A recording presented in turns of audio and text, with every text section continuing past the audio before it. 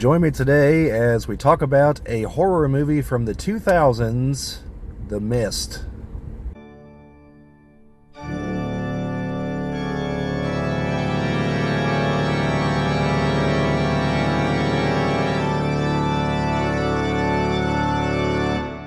This is the Geek Cabal channel. My name is Bobbie, and today we're going to be talking about adaptation of Stephen King's book, The Mist.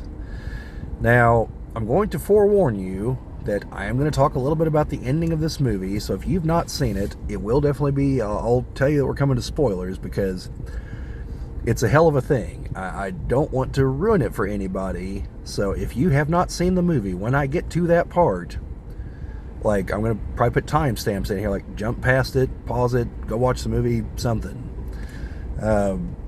Because this is one of those movies I really don't want to spoil for anyone, but if I'm going to talk about it, I kind of have to. So, who's in it? Well, our main character is played by Thomas Jane, who some of you may remember from one of Marvel's attempts at adapting The Punisher. I actually really liked him as the Punisher, and I feel that we were cheated out of a good sequel with him being the Punisher. As I understand it, he was holding out for it to be set in New York, because that's where the Punisher traditionally operates.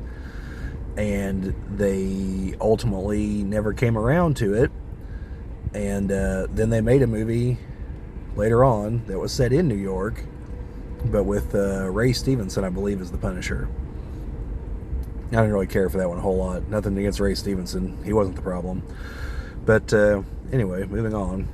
We also have Marcia Gay Harden, who plays a fairly fanatic character in the grocery store. We have Laurie Holden. She was a worker at the grocery store, if I recall correctly.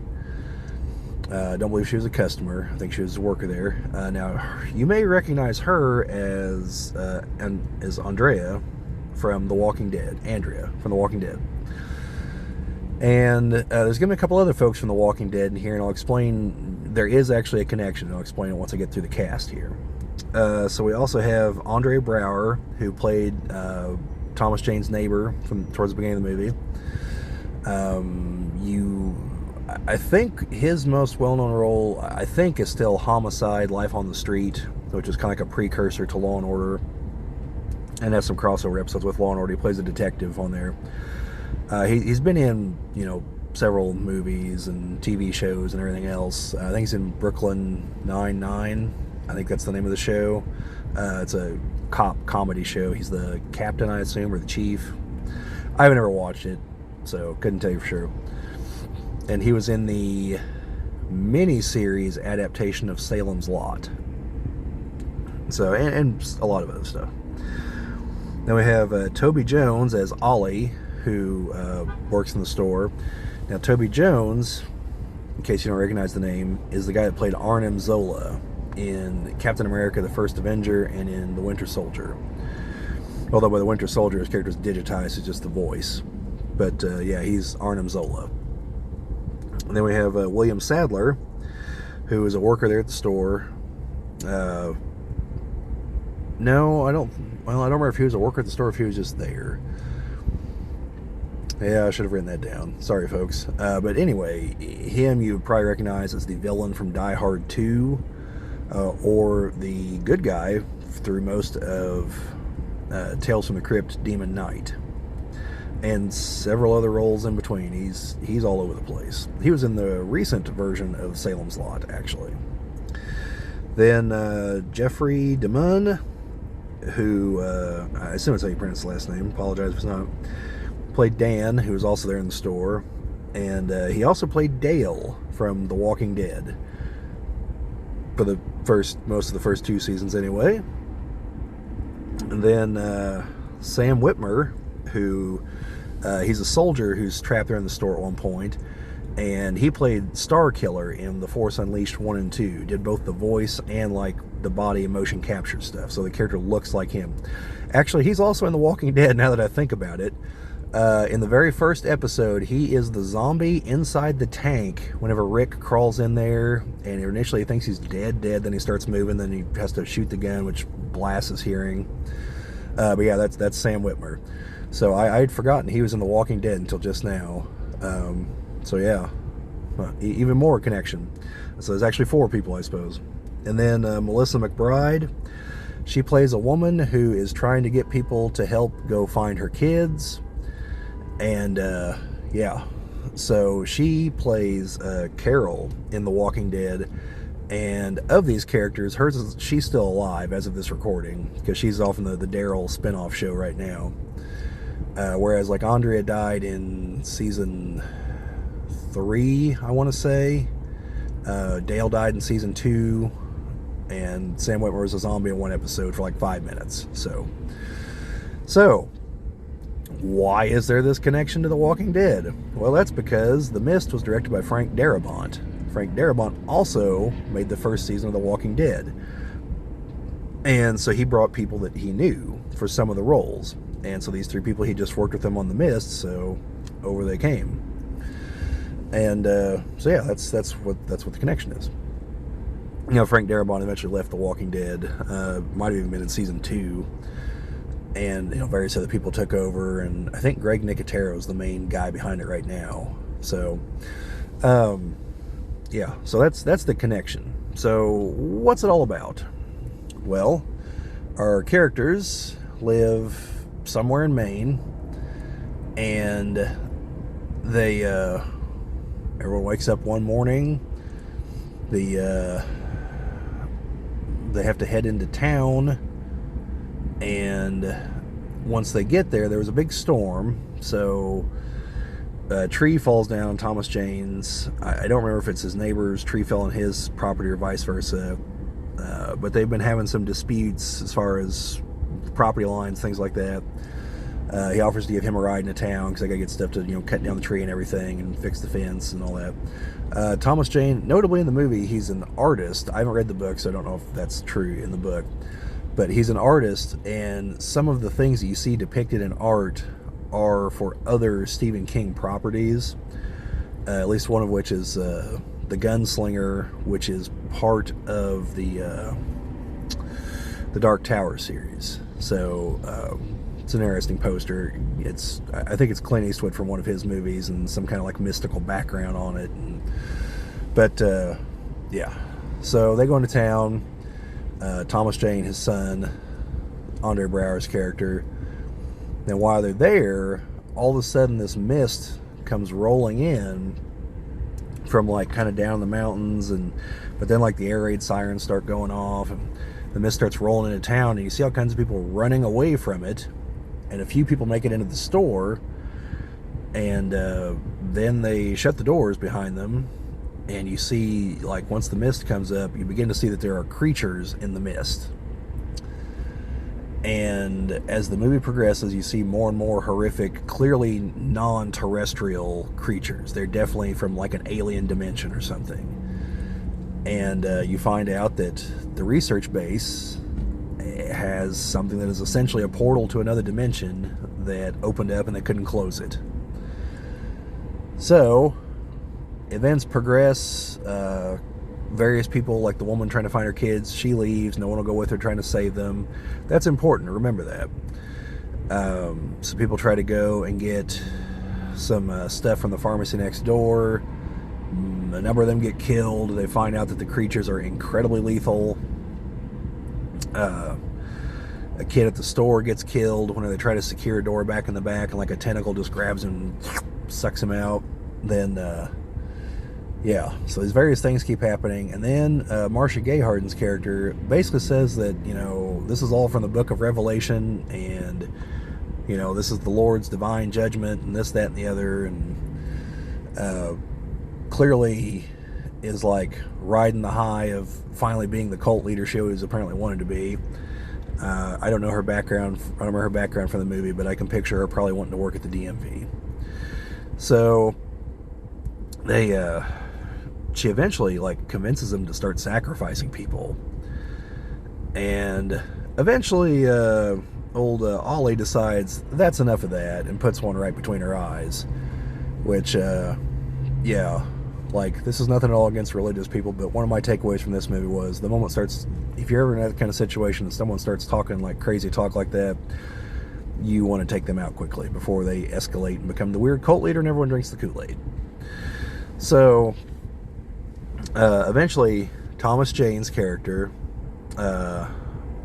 then Toby Jones's character. Oh, Andre Braugher got killed earlier. Whenever he was convinced this is all some elaborate. Oh, they're playing one over on me because he's the new guy in town and everything. And the locals are just screwing with me. And he didn't make it. But Jeffrey DeMunn's character, Thomas Jane's character, Laurie Holden's character, and Thomas Jane's son, and Toby Jones's character. I try to think if I'm forgetting anybody here. There was an old woman with them too. They all decide they're going to make a run for it. They're going to get in a vehicle. They're going to go. Ollie gets killed crossing the parking lot. Several other characters get killed throughout the movie in various ways. So they get to a car, and Ollie at that point had fired the gun twice at the 6-shooter. So from here on out, like that's already been kind of spoilers. Like, this is like the serious spoiler part. So if you have not seen the movie, either jump ahead, or I'll just go ahead and tell you right now, I think it's an excellent movie. It's like probably a solid 8.5. The ending is like a 10 out of 10, which I'm about to talk about. And it serves as a contrast to your typical Hollywood ending. And it's the kind of ending that you can't make it a staple in movies to end them like this. But if you do it every once in a while, you remind people, like, what else can happen at the end of a movie. And let's just say things don't go the way everyone hopes they do at the end of this movie. I'll leave it at that if you haven't seen it. So, you've been warned. We're going into spoilers here. So, Thomas Jane, the woman from the store who he kind of likes, his son, an old man, an old woman, all pile into the car. They take off. They're driving. Eventually the car runs out of gas. They've not gotten anything on the radio. They've not cleared the mist. They're stuck. And so they've seen gigantic creatures. Up to this point, we've only seen fairly small creatures, and then we see gigantic creatures like the size of an Imperial Walker from Star Wars. So, like, wherever these things are coming from, like, the gateway is wide open, and bigger and more of them are spilling through. So, they're faced with a crisis. Die in probably a horrifically violent way from the creatures. Walk and hope that doesn't happen. Or there are 4 bullets left in the gun. But remember, there's 5 people. So, Thomas Jane's son is asleep. He looks at the gun, counts the bullets, looks at everyone. They all kind of silently, like, agree that, like, yeah, this is preferable to what's out there. So, Thomas Jane mans up, takes the gun, shoots the other 4 people. Gets out of the car. Well, first he sits there and, like, clicks through, just begging that he somehow miscounted or a bullet's in there or something, because he just shot his own son, a woman he liked, and 2 other apparently nice people. So then he goes out and he screams, like, come kill me, come kill me. Then you hear the weird screeching noises. And then the mist parts, and a column of U.S. soldiers, Marines, I don't know sure which ones they were, come roaring through with tanks and flamethrowers, destroying the mist and all the creatures in it. He killed them all for nothing. And then, on the back of one of the trucks full of refugees, is the woman who left the store to look for her kids. With no help, she made it through just fine, found her kids. Yeah, that is a hell of an ending. Like, I sat stunned in the theater, just like, so that just happened. Like, wow, like, what the hell was that? And yeah, it's you can't make movies like that consistently, because then people are going to know, like, well, obviously everything's going to go downhill. But you do it every once in a while, you get the shock factor, you get the holy shit, that just happened. And I have not read the book, but apparently the book ends with them just driving off into the mist. I think they like sign a ledger in a hotel or somewhere and just drive off. And I believe Stephen King is on record as saying he prefers the ending to the movie, because it's like total, like, Twilight Zone, like, you know, batshit, what the hell just happened kind of ending. And so yeah, that's why the ending is 10 out of 10. Like, wow. So yeah, the movie itself, like I said, it's probably 8.5. I don't think it's too violent for kids to watch, but that ending might give you a pause. Teenagers, they'd be fine. But like a 10-year-old, I don't know. Like, some of the creatures are kind of horrific, plus that ending. I'd say like 13, as this, you're 12, 13, you're probably good. But yeah, definitely one of my favorite Stephen King adaptations. I have no idea how accurate is the rest of the book, but the movie itself is great. So definitely check it out. Also, so I'm not going to do a whole video on this. If you want, like, I do videos occasionally on, like, adapting movies to RPGs and stuff. You could definitely, like, take some lessons on this as far as, like, alien invaders coming from another dimension kind of stuff, and how the characters should react to them, and how to try to, like, get that reaction, you know, the kind of steps you might have to take. So for something like that, you know, you could look at this as some kind of inspiration.